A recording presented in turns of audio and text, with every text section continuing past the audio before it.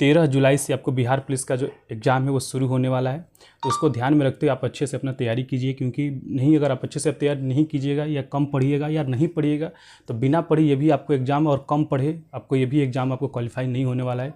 किसी भी आप एग्ज़ाम की तैयारी करते हो उसका अच्छे से तैयारी कीजिए, कोई भी आपको डाउट नहीं रह जाए, इस लेवल का आप तैयारी कीजिए, ठीक है।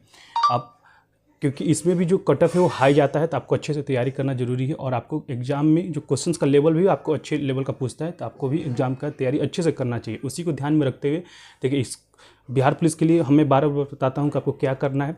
पहला नंबर चीज़, आपको बिहार पुलिस के जितने भी प्रीवियस ईयर क्वेश्चन हैं उसको देख जाना है। हम लोग ऑलरेडी आपको Bihar police previous year question का जो 33 सेट है वो करवाए हैं, आपको प्लेलिस्ट में मिल जाएगा, वहाँ से विद फुल एक्सप्लेनेशन वहाँ से आप वीडियो देख सकते हैं। इसके साथ ही साथ हम लोग आपको जो बिहार पुलिस के जो माई बाप बुक है वो है आपको लूसेंट, ठीक है। लूसेंट को आप अच्छे से पढ़िए। जो स्टूडेंट आपको लूसेंट अच्छे से पढ़ के रखा है, लूसेंट की अच्छे से तैयारी है उसकी, उसको बिहार पुलिस में आपको जो है रिटेन में क्वालिफाई होने से एटलीस्ट कोई नहीं रोक सकता है। तो आप लोग बिहार पुलिस के लिए प्रीवियस क्वेश्चन, इसके साथ ही साथ जो आपको लूसेंट है, क्योंकि जो भी टीचर है जो अपना अपना बुक निकाल रहे हैं, जैसे आपको रोशन आनंद सर ने अपना बुक निकाला है, उसमें आपको प्रीवियस क्वेश्चन दिए हुए प्रीवियस क्वेश्चन के साथ साथ जो फैक्ट दिया है क्वेश्चन हर क्वेश्चन के साथ, तो वो भी आपको लूसेंट से उठाया हुआ है। तो आप लूसेंट को अच्छे से पढ़िए, क्योंकि लूसेंट आपको हर एग्जाम के लिए जो आपको बेसिक का जो कॉन्सेप्ट है ना वो आपको लूसेंट से मिलेगा। लूसेंट के बाद ही कोई आपको बुक को फॉलो कीजिए। मैं बार बार बोलता हूँ, अगर आप बिहार पुलिस के लिए स्पेशली पढ़ रहे हैं तो बिहार पुलिस के लिए कोई जो माई बाप बुक है वो आपको है, ठीक है। वो केवल आपको बुक है आपको लूसेंट पढ़िए, आपको आराम से आप जो क्लियर आपको बिहार पुलिस का एग्जाम कर जाएगा। चलिए, आज क्लास में आपको उच्च न्यायालय से संबंधित जो क्वेश्चन का जो प्रैक्टिस कराएंगे, कल ऑलरेडी आपको कल के क्लास में हम लोग आपको उच्च न्यायालय के फर्स्ट क्लास जो आपको 1 से लेकर 44 नंबर क्वेश्चन का जो प्रैक्टिस है वो करवा चुके हैं। आज क्लास में आपको 45 नंबर क्वेश्चन से लेकर जहाँ तक आपको क्वेश्चन आपको उच्च न्यायालय समाप्त होता है, आज के क्वेश्चन के क्लास में कराएंगे, ठीक है। चलिए, सब लोग क्लास में जुड़ जाइए, अपने अपने ग्रुप में शेयर कर दीजिए, ताकि जो भी इंटरेस्टेड लोग हैं हमारे साथ जुड़े क्वेश्चन का प्रैक्टिस कर सकते हैं, ठीक। मैं बार बार बोलता हूँ कि लूसेंट के लिए केवल बिहार पुलिस के लिए लूसेंट पढ़िए, और बिहार पुलिस के जो प्रीवियस ईयर क्वेश्चन है उसका आप प्रैक्टिस कीजिए, ठीक है। चलिए, पहला नंबर क्वेश्चन क्या कर रहा है कि 45 नंबर क्वेश्चन कह रहा है कि उच्च न्यायालय के किसी न्यायाधीश को आयु के बारे में उत्पन्न किसी प्रश्न का विनिश्चय कौन करता है। आपको बताना है, अगर उच्च न्यायालय किसी न्यायाधीश की एज के बारे में कोई प्रश्न उत्पन्न होता है तो उसका आपको निवारण कौन करता है, ठीक। फिर 45 नंबर क्वेश्चन का आंसर बताएं, तो ये आपको सर्वोच्च न्यायालय के मुख्य न्यायाधीश के परामर्श से राष्ट्रपति द्वारा किया जाता, तो ऑप्शन डी आपका सही हो जाएगा, ठीक। चलिए, और मैं कल के क्लास में देखा था तो उच्च न्यायालय में आपको जो न्यायाधीश होते हैं उनकी जो अधिकतम एज कितना होता है, तो अधिकतम जो एज आपको 62 वर्ष का होता है, ये भी आपको याद रखना है, ठीक है। 62 वर्ष के एज तक वो आपको उच्च न्यायालय में जो न्यायाधीश के रूप में बने रह सकते हैं, ठीक है। चलिए, 46 नंबर क्वेश्चन क्या कर रहा है कि उच्च न्यायालय के न्यायाधीश पद पर नियुक्त होने वाली प्रथम महिला कौन थी। आपको बताना है कि उच्च न्यायालय के न्यायाधीश के पद पर नियुक्त होने वाली प्रथम महिला कौन थी, तो ये आपको अन्ना चंडी थी, तो ऑप्शन आपका ए सही हो जाएगा। तो जो 46 का जो ए आंसर बता रहे हैं उनका सही है। और ठीक है, ये आपको किस उच्च न्यायालय में ये नियुक्त हुई थी, तो केरल उच्च न्यायालय में नियुक्त हुई थी। और कब हुई थी, तो ये आपको 1959 में, ठीक है, 1959 में नियुक्त हुई थी। ये भी आपको ध्यान में रखना है। तो याद रखेंगे, उच्च न्यायालय के न्यायाधीश के पद पर नियुक्त होने वाली जो प्रथम महिला थी आपको अन्ना चंडी, आपको केरल के उच्च न्यायालय में नियुक्त हुई थी। कब हुई थी, तो 1959 में नियुक्त हुई थी, ठीक है। चलिए, 47 नंबर क्वेश्चन क्या कह रहा है कि राज्य के उच्च न्यायालय के मुख्य न्यायाधीश नियुक्त की जाने वाली पहली भारतीय महिला कौन थी। आपको बताना है क्वेश्चन में कि राज्य के उच्च न्यायालय के मुख्य न्यायाधीश नियुक्त की जाने वाली पहली भारतीय महिला कौन थी। तो जो पहली भारतीय महिला आपको लीला सेठ थी, ऑप्शन आपका सी सही हो जाएगा। आप देख सकते हैं यह जो क्वेश्चन है आपको एसएससी 2022 में पूछा हुआ क्वेश्चन है, तो ऑप्शन सी आपका सही हो जाएगा, लीला सेठ थी। और इनको कब नियुक्त किया गया था, तो इनको जो नियुक्त थे आपको किया गया था 1991 में, ठीक है। इस चीज़ को भी ध्यान रखेंगे। नेक्स्ट क्वेश्चन को बढ़ते हैं। तो 48 का जो सी आंसर बता रहे हैं उनका सही। चलिए, 48, 49 और 50 नंबर क्वेश्चन के आंसर बताएंगे। देखिए, 48 नंबर क्वेश्चन में क्या कह रहे हैं कि उच्च न्यायालय के मुख्य न्यायाधीश की अतिरिक्त कुल कितने न्यायाधीशों की प्रावधान संविधान में प्राविधान है। आपको बताना है कि उच्च न्यायालय के मुख्य न्यायाधीश के अतिरिक्त कुल कितने न्यायाधीश का प्रावधान संविधान में है, ठीक है। इसका आंसर आपको बताना है। तो कोई सीमा नहीं है, ठीक, कोई सीमा नहीं है, क्योंकि आपको पता है कि सबसे ज़्यादा उच्च न्यायालय में न्यायाधीशों की संख्या किस में है, तो यूपी में है, इलाहाबाद हाई कोर्ट में है, ठीक है। इलाहाबाद हाई कोर्ट, अब आपको प्रयागराज हाई कोर्ट हो गया। यहाँ पे आपको 60 न्यायाधीशों का प्रावधान है। उसके साथ ही साथ आपको, ठीक है, सबसे कम कहाँ पे, तो सबसे कम आपको सिक्किम में है। यहाँ पे कितने आपको न्यायाधीश हैं उच्च न्यायालय में, तो आपको 3 न्यायाधीश हैं। ये भी आपको सबसे कम है उच्च सिक्किम में, और सबसे ज़्यादा यूपी में है, ये भी याद रखेंगे। तो ऑप्शन डी आपका सही था, कोई सीमा नहीं है।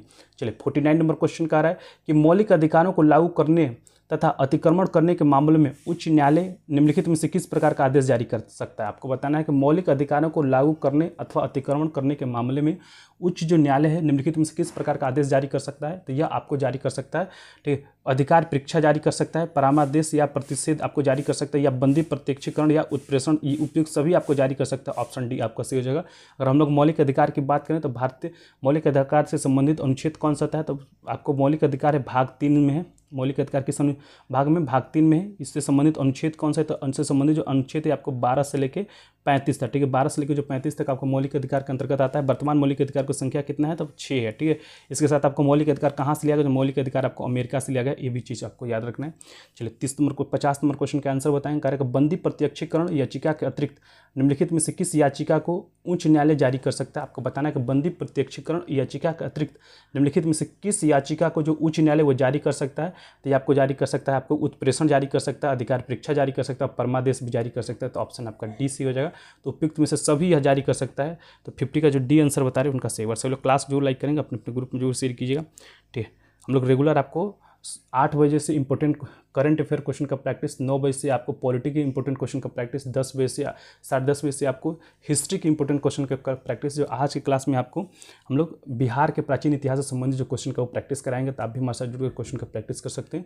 फिर आपको रात के 10 बजे हम लोग आपको इंपॉर्टेंट जीके जीएस क्वेश्चन का प्रैक्टिस कराते हैं। जो डिटेरिया का जो 7500 बुक है उसका हम लोग प्रैक्टिस सेट कराते हैं। तो आप भी वहाँ भी जुड़कर क्वेश्चन का प्रैक्टिस कर सकते हैं। चलिए 51 नंबर क्वेश्चन क्या कर रहा है कि उच्च न्यायालय अपने अधीनस्थ न्यायालय या अर्धन्यायिक निकायों के विरुद्ध प्रति उत्प्रेषण रिट तब जारी कर सकता है, कब जारी कर सकता है। आपको बताना है कि जो उच्च न्यायालय अपने अधीनस्थ न्यायालय या अर्धन्यायिक निकायों के विरुद्ध उत्प्रेषण रिट तब जारी कर सकता है, ठीक है। तो यह आपको जब निर्णय या आदेश में कोई विधि संबंधी त्रुटि हो तब जारी कर सकता है, जब निर्णय या आदेश को पारित करने में नैसर्गिक न्याय के सिद्धांत का उल्लंघन हुआ हो तब आपको जारी कर सकता है, या जब निर्णय या आदेश को पारित करने की अधिकारिता के अधिक्य में कार्य किया गया हो तब जारी कर सकता है। तो उपयुक्त सभी में यह जारी कर सकता है। तो ऑप्शन डी आपका सही हो जाएगा। तब 51 का जो डी आंसर बता रहे हैं उनका सही है। चलिए नेक्स्ट क्वेश्चन को बढ़ते हैं। 52 नंबर क्वेश्चन कार्य का उच्च न्यायालय की परमादेश जारी करने की शक्ति के अंतर्गत आते हैं। आपको बताना उच्च न्यायालय की परमादेश जारी करने की जो शक्ति के अंतर्गत आते हैं, तो ये आता है आपको, ठीक, आपको संवैधानिक अधिकार भी आता है, मौलिक अधिकार भी आता है और आपको संविधिक अधिकार के अंतर्गत भी आता है। तो ऑप्शन डी आपका सही हो जाएगा, ठीक, उपयुक्त सभी। नेक्स्ट क्वेश्चन को बढ़ते हैं। 53, 54 और 55 नंबर क्वेश्चन के आंसर बताएंगे। 53, 54 और 55 नंबर क्वेश्चन के आंसर बताएंगे। देखिए 53 नंबर क्वेश्चन में क्या कह रहा है कि उच्च न्यायालय को किसकी अधीक्षण करने का अधिकार है। आपको बताना है उच्च न्यायालय को किसकी अधीक्षण करने का अधिकार है 53 नंबर क्वेश्चन में। तो आपको अधीनस्थ न्यायालय की आपको अधीक्षण करने का अधिकार है। तो ऑप्शन बी आपका सही हो जाएगा, ठीक। नेक्स्ट क्वेश्चन 54 नंबर क्वेश्चन क्या करेगा, भारत में उच्च न्यायालयों के संबंध में निम्नलिखित कथनों पर विचार कीजिए। भारत में उच्च न्यायालय के संबंध में निम्नलिखित कथनों पर विचार कीजिए। देखिए पहला क्या कह रहा है, तो पहला आपको कह रहा है, ठीक, पहला आपको कह रहा है कि देश में उच्च न्यायालय है, ठीक। आपको देश में 25 उच्च न्यायालय है, आपको बिल्कुल सही। कल के क्लास में मैंने आपको बताया था कि देश में कितनी उच्च न्यायालय है, तब 25 उच्च न्यायालय है, ठीक है। इसके बाद इनमें से 3 का क्षेत्राधिकार 1 राज्य से अधिक है, ठीक है। इनमें से 3 का जो क्षेत्राधिकार 1 राज्य से अधिक है, ये भी आपको सही है। इनमें से जो 3 है आपको उसका क्षेत्राधिकार आपको 1 राज्य से अधिक है। चलिए कौन कौन सा है, कौन कौन सा, अगर हम लोग 3 की बात करें तो कल मैंने बताया था गुवाहाटी जो उच्च न्यायालय है उसमें आपको 3 राज्य से अधिक का क्षेत्राधिकार के अंतर्गत आता है। दूसरा आपको बम्बई के अंतर्गत आपको गोवा भी आता है, ठीक है, गोवा भी आता है। और इसके बाद आपको बम्बई का क्षेत्र उच्च न्यायालय भी आता है, तो आपको बम्बई हो जाएगा, बम्बई उच्च न्यायालय। इसके बाद तीसरा जो आपको हो जाएगा, ठीक है, गुवाहाटी हो गया, बम्बई होगा, पंजाब उच्च न्यायालय, ठीक। पंजाब उच्च न्यायालय के अंतर्गत अभी आपको अधिक 1 से अधिक आपको उच्च न्यायालय 1 से अधिक आपको राज्य आते हैं। तो ये आपको याद रखेंगे, 3 गुवाहाटी, बम्बई और पंजाब जो है आपको 3 1 से अधिक राज्य के उच्च न्यायालय इसके अंतर्गत आते हैं, ठीक है। चलिए तो दूसरा भी सही हो जाएगा, पहला तो सही है ही, दूसरा भी सही हो जाएगा। तीसरा कार्य किसी भी संघ राज्य क्षेत्र का अपना उच्च न्यायालय नहीं है। आपको बताना किसी भी संघ राज्य क्षेत्र का अपना उच्च न्यायालय नहीं, आपको गलत है। कल ही मैंने आपको बताया था कि दिल्ली का, ठीक है, दिल्ली और आपको जम्मू और कश्मीर का 2 ऐसे आपको केंद्र शासित प्रदेश है जिसका अपना उच्च न्यायालय है। दिल्ली का जो उच्च न्यायालय का स्थापना कल बताया था मैंने, कब हुआ था, 1966 में हुआ था। तो इसलिए तीसरा जो ऑप्शन है वो गलत हो जाएगा। चौथा कार्य है कि उच्च न्यायालय के न्यायाधीश 62 वर्ष तक की उम्र के पद पर धारित कर सकते हैं। तो यह भी आपको सही है। कभी आपको मैंने बताया कि उच्च न्यायालय के न्यायाधीश की जो अधिकतम जो उम्र है वो आपको 62 वर्ष तक हो सकती है। तो 1, 2 और 4 जो कथन है वो सही हो जाएगा, इसलिए ऑप्शन आपका एक करेक्ट हो जाएगा। तो जो आपको 54 का जो ए आंसर बता रहे हैं उनका सही। नेक्स्ट क्वेश्चन को बढ़ते हैं। तो क्लास जो लाइक करेंगे अपने अपने ग्रुप में जरूर शेयर कीजिएगा, ताकि जो भी इंटरेस्टेड लोग हैं जो भी आपको जो पॉलिटिक इंपोर्टेंट क्वेश्चन का प्रैक्टिस करना चाहते हो हमारे साथ जुड़कर क्वेश्चन का प्रैक्टिस कर सकते हैं। चलिए नेक्स्ट क्वेश्चन का है 55 नंबर क्वेश्चन में कि निम्न उच्च न्यायालयों में से कौन एक अधिक राज्य केंद्र शासित प्रदेशों के लिए है। आपको बताना है कि वो कौन सा उच्च न्यायालय जो एक से अधिक राज्य या केंद्र शासित प्रदेशों के लिए है। मैंने अभी आपको बताया कि भारत में आपको 25 टोटल कितने आपको उच्च न्यायालय हैं, टोटल आपको 25 उच्च न्यायालय हैं, ठीक है। इसमें से आपको 3 उच्च न्यायालय ऐसे हैं जिनमें आपको एक से अधिक राज्य या केंद्र शासित प्रदेश आते हैं। उसमें पहला नंबर पर आपको मैंने बताया था गुवाहाटी है, दूसरा नंबर पर आपको बम्बई है, तीसरा नंबर पर पंजाब है, ठीक है। पहला कौन सा हो जाएगा, पहला आपको गुवाहाटी हो जाएगा, गुवाहाटी उच्च न्यायालय। दूसरा नंबर पर कौन हो जाएगा, तो दूसरा नंबर पर आपको हो जाएगा, ठीक है, बम्बई उच्च न्यायालय। और तीसरा नंबर पर जो हो जाएगा आपको पंजाब उच्च न्यायालय। ये 3 जो ऐसे भारत में उच्च न्यायालय हैं जिनके एक से अधिक राज्य और आपको केंद्र शासित प्रदेश आते हैं। तो आपको ऑप्शन बी आपका सही हो जाएगा, गुवाहाटी उच्च न्यायालय इसके अंतर्गत आता है, ठीक है। चलिए 56 नंबर क्वेश्चन, कल मैंने बताया था कि सबसे पुराना उच्च न्यायालय कौन सा है, तो जो सबसे पुराना उच्च न्यायालय आपको है कलकत्ता उच्च न्यायालय, ठीक है। इसको ध्यान रखेंगे। इसका जो स्थापना 1862 में किया गया था। और सबसे नया उच्च न्यायालय कौन है भारत में, तो सबसे जो नया उच्च न्यायालय आंध्र प्रदेश उच्च न्यायालय है। आपको आंध्र प्रदेश का जो उच्च न्यायालय कहाँ पे, तो अमरावती में। इस चीज़ को भी ध्यान रखेंगे। आंध्र प्रदेश का आपको उच्च न्यायालय कहाँ पे, अमरावती में। इसका जो स्थापना है 2019 में किया गया है, क्योंकि पहले आपको हैदराबाद उच्च न्यायालय था, आपको तेलंगाना से अब जो राजधानी है वो तेलंगाना का आपको केवल हैदराबाद रह गया है। तो तेलंगाना का जो उच्च न्यायालय केवल हैदराबाद में है। अब आपको आंध्र प्रदेश का जो उच्च न्यायालय है अमरावती, जो उसकी नई राजधानी बनी, वहाँ पर ट्रांसफर हो गया। तो इस चीज़ को आपको ध्यान रखेंगे। चलिए नेक्स्ट क्वेश्चन को बढ़ते हैं। देखिए 56 नंबर जो क्वेश्चन है, अगर आप ध्यान से देखें तो यह आपको यूपीएससी 1985 में पूछा हुआ क्वेश्चन है। इसमें आपको हर एक टाइप का लूसेंट में आपको हर एक टाइप का क्वेश्चन पूछता है। तो अगर आप इस क्वेश्चन का पूरा प्रैक्टिस करते हैं तो आपके लिए बहुत इंपॉर्टेंट बुक है, ठीक है। चलिए निम्न में से कौन सा कथन उच्च न्यायालय के सेवानिवृत्त जज के विषय में सही है। आपको बताना है कि निम्न में से कौन सा जो कथन है उच्च न्यायालय के सेवानिवृत्त जज के विषय में सही है। 56 नंबर क्वेश्चन, तो यह जो सही है आपको है वह सर्वोच्च न्यायालय के में वकालत कर सकता है। ऑप्शन आपका ए सही हो जाएगा। तो जो 56 का जो ए आंसर बता रहे हैं उनका सही है, ठीक है। चलिए 56 में ए आपका सही हो जाएगा। जो उच्च न्यायालय के सिवा रिटायर्ड जज होते हैं आपको सर्वोच्च न्यायालय में आपको वकालत कर सकते हैं। चलिए 57 और 58 नंबर क्वेश्चन के आंसर बताएंगे। देखिए 57 नंबर क्वेश्चन में आपको एसएससी 2013 में पूछा हुआ क्वेश्चन है। 57 का करेगा सबसे पहले किस उच्च न्यायालय ने घोषणा की थी कि वो बंद असंवैधानिक है। आपको बताना है 57 नंबर क्वेश्चन में कि सबसे पहले किस उच्च न्यायालय ने घोषणा की थी कि बंद असंवैधानिक है, ठीक है। जो बंद है आपको भारत बंद हो गया, बिहार बंद हो गया, ये सब जो बंद है आपको असंवैधानिक किसने घोषित किया था, तो आपको केरल उच्च न्यायालय ने घोषित किया था। ऑप्शन आपका सी हो जाएगा। और यह कब घोषित किया था, तो ये आपको 1977 में इसको घोषित किया था। जो बंद है आपको असंवैधानिक इसको घोषित किया था पहली बार आपको केरल उच्च न्यायालय ने, ठीक है। चलिए 58 नंबर क्वेश्चन क्या कह रहा है कि उच्च न्यायालय, एक तरफ आपको उच्च न्यायालय दूसरी तरफ आपको मुख्य खंडपीठ दिया हुआ है, ठीक है। आपके कौन सा सही सम्मिलित नहीं है, जो गलत है उसको बताना है। कर्नाटक उच्च न्यायालय, ठीक है।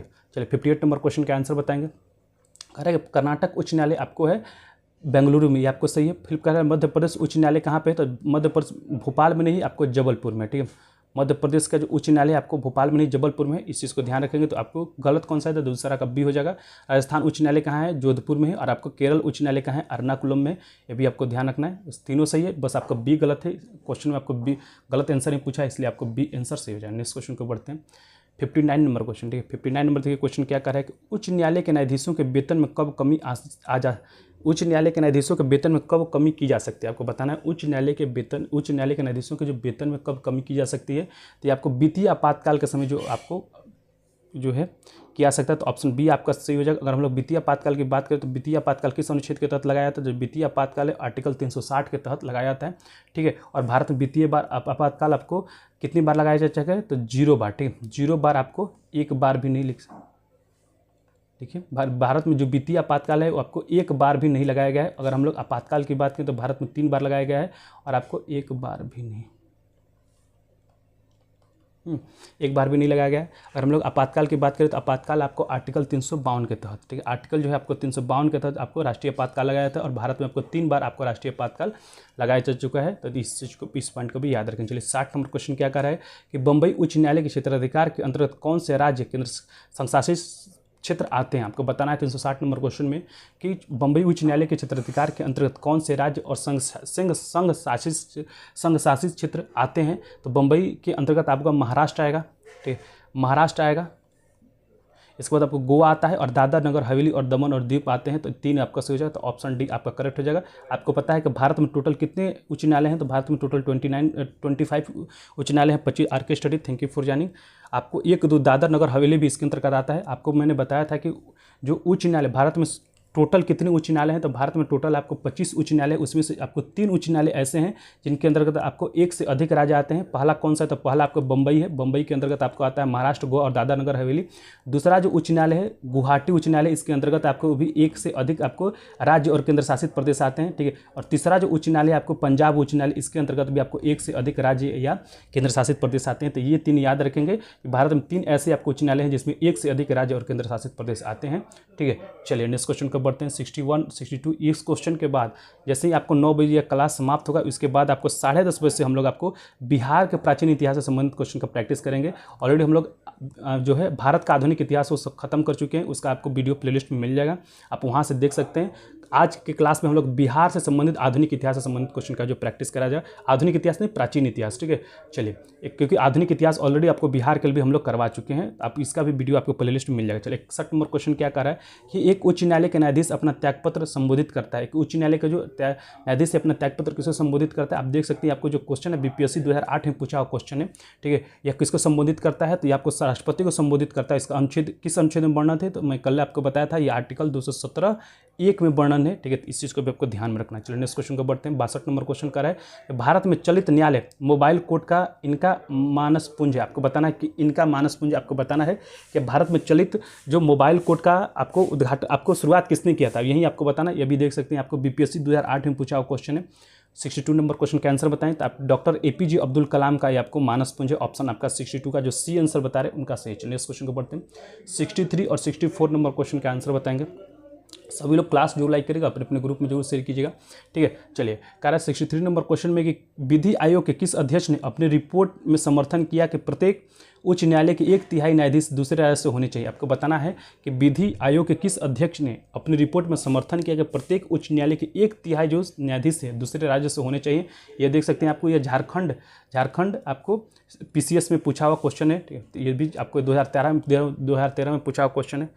चलिए जेपीएससी 63 नंबर क्वेश्चन, इसका आंसर बताएंगे। तो यह आपको किया था न्यायाधीश HR खन्ना ने इसका समर्थन किया था, तो ऑप्शन सी आपका सही हो जाएगा। तो 63 का जो सी आंसर बता रहे हैं उनका सही। चलिए 64 नंबर क्वेश्चन क्या करेगा, भारत के कितने उच्च न्यायालय और अधिकारिता में एक से अधिक राज्य हैं। मैंने अभी आपको बताया कि भारत में कितने उच्च न्यायालय की अधिकारिता में एक से अधिक राज्य हैं, ठीक है। तो आपको टोटल मैंने बताया था टोटल कितना है, टोटल 25 में से भारत में से 3 राज्य हैं आप जिनके पास आपको एक से अधिक, ठीक है, अधिकारिता में आपको आते हैं। तो आपको ऑप्शन 3 आपका सही हो जाएगा। वो कौन कौन से ये भी मैंने आपको बताया था। पहला हो जाएगा गुवाहाटी आपको उच्च न्यायालय, दूसरा हो जाएगा बम्बई उच्च न्यायालय, और तीसरा जो कौन हो जाएगा बताइए, तीसरा कौन मैंने आपको बताया था, तीसरा आपको पंजाब बताया, ठीक है। तो ये 3 जो राज्य हैं आपको एक से अधिक राज्यों के अंतर्गत आते हैं, तो ऑप्शन 3 आपका सही हो जाएगा, ठीक है। आप ध्यान से अगर क्वेश्चन पढ़िएगा और अच्छे से पढ़िएगा तो आपको जो क्वेश्चन का आंसर है, ठीक है, आपको मिल जाएगा। और आपको थोड़ा सा दिमाग अच्छे से आप प्रैक्टिस किया तो आपको एग्जाम के लिए भी अलग से आपको बहुत फ़ायदा होने वाला है। क्योंकि जो मैं आपको बार बार बोलता हूँ, जो बिहार पुलिस में जो क्वेश्चन है केवल आपको बिहार पुलिस के प्रीवियस ईयर क्वेश्चन कर जाइए, और उसके साथ ही साथ आपको लूसेंट अच्छे से पढ़ जाइए।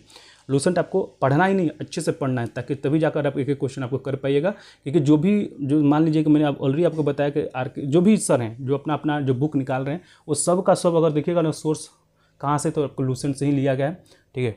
चलिए 65 नंबर क्वेश्चन के आंसर बताएंगे कि निम्नलिखित कथनों पर विचार कीजिए और जो कथन सही है, ठीक है, निम्नलिखित कथनों पर विचार करना और जो कथन सही आपको है उसको बताना है 65 नंबर क्वेश्चन में, ठीक है। तो कह रहा है कि भारत में उच्च न्यायालयों के न्यायाधीश को हटाने के लिए रीति उच्चतम न्यायालय के न्यायाधीशों को हटाने की रीति का समान है। आपको बताना ये भी बिल्कुल सही है, संसद के द्वारा हटाया जा सकता है और संसद के द्वारा आपको राष्ट्रपति द्वारा हटाया जा सकता है, ये आपको सही है। 65 नंबर क्वेश्चन है। दूसरा जो कथन कह रहा है कि उच्च न्यायालय का कोई अस्थायी न्यायाधीश अपने पद से सेवानिवृत्त के पश्चात भारत के किसी भी न्यायालय या, ठीक है, प्राधिकारी के समक्ष अभिवाचन या प्लेड नहीं कर सकता, ये आपको गलत है। जो उच्च न्यायालय है आपको रिटायरमेंट के बाद, उच्च न्यायालय के जो रिटायर्ड जज होते हैं आपको उच्च रिटायरमेंट के बाद आपको सर्वोच्च न्यायालय में आपको वकील के तौर पे काम कर सकते हैं। तो 65 का आपको ए केवल आंसर सही हो जाएगा, ठीक है। तो 65 का जो ए आंसर बता रहे हैं उनका सही है। आपको जो उच्च न्यायालय के जो रिटायर्ड जज होते हैं आपको जो है उच्च न्यायालय के जो रिटायर्ड जज होते हैं आपको सर्वोच्च न्यायालय में वकील के तौर पर आपको एडवोकेट के तौर पर वो काम कर सकते हैं। चलिए 66 नंबर क्वेश्चन का आंसर बताएं। जो 66 नंबर क्वेश्चन है, ठीक है, अगर 66 नंबर क्वेश्चन का अच्छे से देखें तो ये आपको यूपीएससी द्वारा 6 में पूछा हुआ क्वेश्चन है। पहला कह रहा है कि आपको कथन ए दिया है, कथन कारण आर दिया है, तो आपको बताना है कि कथन ए और कारण आर क्या दोनों सही है, सही एक्सप्लेनेशन करता है कि नहीं करता है। चलिए 66 नंबर क्वेश्चन का आंसर बताएंगे। कह रहा है कि भारत में प्रत्येक राज्य क्षेत्र में एक उच्च न्यायालय विद्यमान है। ठीक है, प्रत्येक दे रहा है, प्रत्येक में नहीं है। भारत में अब 3 ऐसे राज्य हैं जिनका जो आपको, ठीक है, भारत में 3 ऐसे राज्य हैं जिनका जो आपको अधिकार क्षेत्र आपको एक राज्यों से अधिक है। तो ये आप तो कथन ए तो गलत हो जाएगा। ठीक, कथन ए आपको गलत हो जाएगा, क्योंकि मैंने अभी आपको बताया था कि भारत में 3 ऐसे राज्य हैं जिनका जो अधिकार क्षेत्र है एक राज्यों से अधिक है। ठीक, तो पहला तो गलत हो गया। दूसरा कारण आर में कह रहा है कि भारत के संविधान में प्रावधान है कि प्रत्येक राज्य में एक उच्च न्यायालय हो। ठीक, ये भी आपको ठीक कह रहा है कि भारत के संविधान में यह प्रावधान है प्रत्येक राज्य में एक उच्च न्यायालय। यह प्रावधान तो है लेकिन 3 राज्यों में नहीं है। तो एक गलत है, परंतु आर सही है। ऑप्शन डी आपका सही हो जाएगा। ठीक, ऑप्शन डी आपका सही होता है। 66 का जो डी आंसर बता रहे हैं उनका सही है। नेक्स्ट क्वेश्चन को बढ़ते हैं। 67, 68 और 69 नंबर क्वेश्चन का आंसर बताएंगे। देखिए 67 नंबर क्वेश्चन जो आपको SSC 2022 में पूछा क्वेश्चन है। चलिए क्वेश्चन को करते हैं कि भारतीय संविधान कह रहा है कि भारत के संविधान का कौन सा अनुच्छेद उच्च न्यायालय को रिट जारी करने का अधिकार देता है। आपको बताना है कि भारत के संविधान का वो कौन सा अनुच्छेद है जो आपको उच्च न्यायालय को रिट जारी करने का आपको अधिकार देता है। तो उच्च न्यायालय को रिट जारी करता है आपको आर्टिकल 226 के तहत। अगर आपसे सर्वोच्च न्यायालय पूछते हैं, ठीक है, ये सर्वोच्च न्यायालय किस सर्वोच्च जो न्यायालय है आप किस अनुच्छेद के तहत आपको रिट जारी कर सकता है। तो सर्वोच्च न्यायालय आपको अनुच्छेद 32 के तहत आपको ये आप उच्च रिट है जारी कर सकता है। तो याद रखेंगे जो उच्च न्यायालय है आपको आर्टिकल 226 के तहत रिट जारी करता है, और आपको जो सर्वोच्च न्यायालय है आर्टिकल आपको 32 के तहत। ठीक है, इस चीज़ को ध्यान रखेंगे। चलिए नेक्स्ट को 68 नंबर क्वेश्चन क्या कह रहा है कि संविधान के अनुच्छेद 226 के अंतर्गत उच्च न्यायालय के द्वारा किया गया निर्देश परिवर्तित किया जा सकता है। ठीक है, आपको बताना है कि यह देख सकते हैं आपको यूपी PCS 2006 में पूछा क्वेश्चन है। कह रहा है कि संविधान के अनुच्छेद 226 के अंतर्गत उच्च न्यायालय द्वारा जारी किया गया निर्देश परिवर्तित किया जा सकता है। किसके द्वारा परिवर्तित किया सकता है? तो आपको उपयुक्त किसी के द्वारा भी परिवर्तित नहीं किया सकता है। तो ऑप्शन आपका डी सही हो जाएगा। ठीक है, चलिए 69 नंबर क्वेश्चन का आंसर बताएंगे। कह रहा है 69 नंबर क्वेश्चन में कि उच्च न्यायालय के न्यायाधीश बनने के लिए कम से कम कितने वर्ष की उच्च न्यायालय की अधिवक्ता के रूप में वकालत का अनुभव होना चाहिए। ये आपको SSC 2015 का क्वेश्चन है। ठीक है, बहुत अच्छा क्वेश्चन है। कह रहा है 69 नंबर क्वेश्चन में कि उच्च न्यायालय के न्यायाधीश बनने के लिए कम से कम कितने वर्ष कि उच्च न्यायालय के अधिवक्ता के रूप में आपको वकालत का अनुभव होना चाहिए। तो 10 वर्ष। ठीक है, 10 वर्ष होना चाहिए। तो ऑप्शन आपका बी से ऑप्शन बी आपका सही हो जाएगा। तो जो आपको सर्वोच्च न्यायालय में भी आपको यही प्रावधान है, 10 वर्ष का ही प्रावधान है। तो ये चीज़ को ध्यान रखेंगे। चलिए नेक्स्ट क्वेश्चन कर रहा है 17 नंबर क्वेश्चन के आंसर बताएंगे। करेगा दिल्ली उच्च न्यायालय की पहली महिला न्यायाधीश कौन बनी थी। आपको बताना है, ये आपको SSC 2019 में पूछा क्वेश्चन है कि दिल्ली उच्च न्यायालय की पहली महिला न्यायाधीश कौन बनी थी, बताइए। 17 नंबर क्वेश्चन। तो ये आपको बनी थी, मैंने अभी बताया था आपको, लीला सेठ बनी थी। और कब बनी थी? ये आपको 1978 में बनी थी। ठीक है, 1978 में बनी थी। ये चीज़ को याद रखें। ऑप्शन सी आपका सही जगह। और आपसे बिहार का अगर पूछ दे कि बिहार उच्च न्यायालय का जो आपको पहली महिला आपको न्यायाधीश कौन बनी थी, बिहार के अगर पहली महिला न्यायाधीश के बारे में आपसे पूछ दे तो बिहार की जो पहली महिला न्यायाधीश थी आपको इंदु प्रभु थी। इंदिरा नहीं, इंदु। ठीक, इंदु प्रभा। और यह कब बनी थी? तो इंदु प्रभा आपको बनी थी 1990 में। ठीक है, 1990 में बनी थी। ये भी पॉइंट आपको याद रखना है। चलिए आज के ठीक, ये आपको मैंने बताया कि दिल्ली उच्च न्यायालय की पहली महिला न्यायाधीश कौन बनी? तो लीला सेठ बनी थी, 1978 में बनी थी। बिहार उच्च न्यायालय की पहली महिला न्यायाधीश कौन बनी थी? आपको बिहार की बनी थी आपको इंदु प्रभा, और आपको यह 1990 में बनी थी। ये भी पॉइंट आपको याद रखना। चलिए 71 नंबर क्वेश्चन क्या कह रहा है कि आंध्र प्रदेश उच्च न्यायालय के कब अस्तित्व में आया था। ठीक है, देखिए आंध्र प्रदेश उच्च न्यायालय कब अस्तित्व में आया था। तो आंध्र प्रदेश उच्च न्यायालय आपको मैंने बताया था कि आंध्र प्रदेश उच्च न्यायालय सबसे नया उच्च न्यायालय है। ठीक, भारत का सबसे नया उच्च न्यायालय कौन सा है? तो ये आपको आंध्र प्रदेश उच्च न्यायालय है। इस चीज़ को याद रखेंगे, नया। ठीक है, नया उच्च न्यायालय आपको आंध्र प्रदेश उच्च न्यायालय है। इसका स्थापना कब किया गया था? तो इसका स्थापना आपको 1 जनवरी 2019 को किया गया था। ये भी पॉइंट आपको याद रखना है।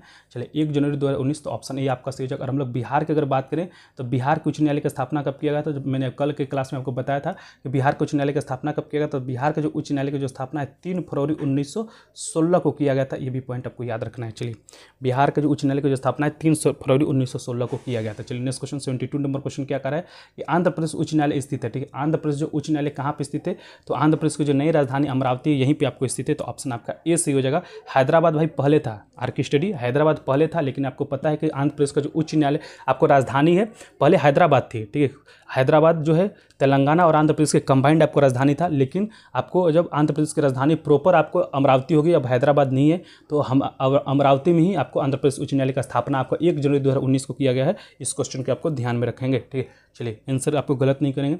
73 नंबर क्वेश्चन क्या करेगा, भारत के कितने संघशासित क्षेत्रों का अपना उच्च न्यायालय है। ठीक है, मैंने कल बताया था, कल के क्लास में आपको बताया था कि भारत के कितने संघशासित क्षेत्रों का जो आपको अपना उच्च न्यायालय है, तो आपको 2 का है। कौन किसका किसका है, ठीक है, तो 2 मतलब ऑप्शन बी आपका सही हो जाएगा। किसका किसका अगर पूछ दे तो भारत में आपको दिल्ली का अपना उच्च न्यायालय है और आपको जम्मू और कश्मीर, ठीक है, J&K का अपना एक उच्च न्यायालय है। तो इस चीज़ को ध्यान रखेंगे। तो 73 का जो बी आंसर बता रहे हैं उनका सही है। भारत में आपको 2 संघशासित क्षेत्रों का अपना उच्च न्यायालय।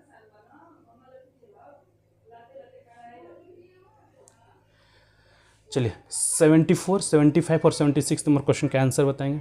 चलिए आप देख सकते हैं 74 आपको SSC 2015 में पूछा हुआ क्वेश्चन है। कह रहा है कि निम्नलिखित में से क्या उच्च न्यायालय और उच्चतम न्यायालय दोनों की अधिकारिता का अधीन आता है। आपको बताना है 74 नंबर क्वेश्चन में कि निम्नलिखित में से क्या जो है उच्च न्यायालय और उच्चतम न्यायालय के दोनों का अधिकारिता का अधीन आता है। तो यह आपको आता है, ठीक है, मूल अधिकारों का जो संरक्षण यह आपको आता है। ऑप्शन आपका डी से हो जाएगा। ठीक है, इस चीज़ को ध्यान रखेंगे। चलिए 75 नंबर क्वेश्चन क्या कर रहा है कि भारत का 25वां उच्च न्यायालय कौन है। ठीक है, भारत का 25वां उच्च न्यायालय कौन है। देखिए क्वेश्चन कैसे घुमाकर पूछता है। भारत में आपको देखिए कितना उच्च न्यायालय है, भारत में आपको 25 उच्च न्यायालय है, तो 25वां जो होगा वो सबसे नया उच्च न्यायालय होगा। ठीक, मैं क्या बोल रहा हूँ आपसे कि भारत में आपको कितने उच्च न्यायालय है, तो भारत में 25 उच्च न्यायालय है। जो 25वां होगा वही भारत का सबसे नया उच्च न्यायालय होगा।